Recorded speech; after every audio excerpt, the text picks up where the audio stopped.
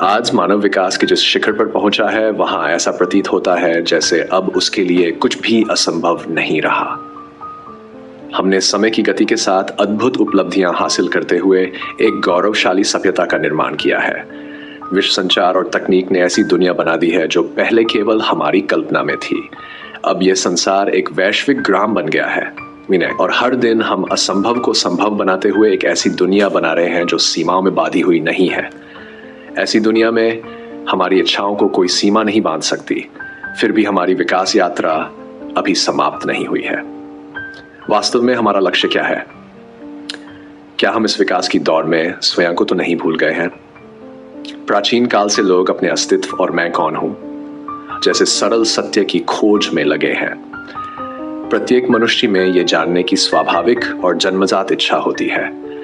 कोई इतिहास की ओर मुड़ता है, कोई विधि विधान का अध्ययन करता है, तो कोई विज्ञान और तकनीक का। यह कितना आश्चर्यजनक है कि इंसान अनेक विषयों को जानता है लेकिन स्वयं को नहीं जान पाता। कोई स्वयं को केवल शरीर मानता है, तो कोई अपने आप को मन या मस्तिष्क के रूप में देखता है।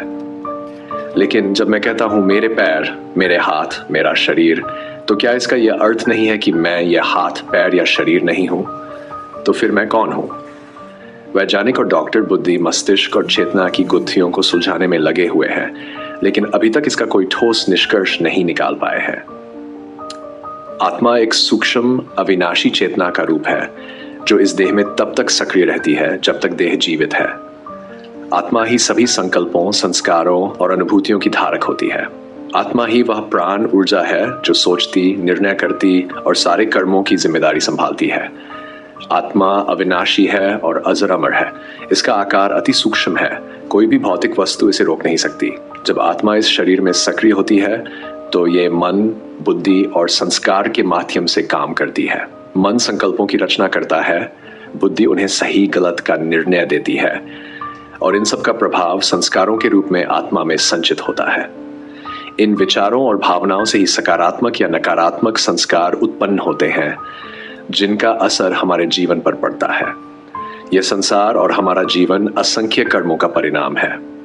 कर्म के सिद्धांत पर विचार करें, जो बोते हैं वही पाते हैं। इस दृष्टिकोण से देखें तो हम हर दिन अपनी भविष्य की कहानी लिख रहे हैं। सभी आत्माएं अपनी कर्म यात्रा के माध्यम से इस दुनिया में योगदान देती है। संसार के हर व्यक्ति में जो संवेदनाएं हैं, न केवल उनके व्यक्तिगत जीवन को बल्कि पूरे समाज को प्रभावित करती हैं। आइए हम इस आत्मिक स्थिति का अनुभव करें, अपनी आत्मा की सूक्ष्म पहचान को महसूस करें और समझें कि हम केवल ये शरीर नहीं है, हम आत्मा है, एक दिव्य अविनाशी चेतना का रूप। यह समय है कि हम आत्मा के गुणों को पहचानें और इस संसार में प्रेम, शांति और सकारात्मकता का संचार करें।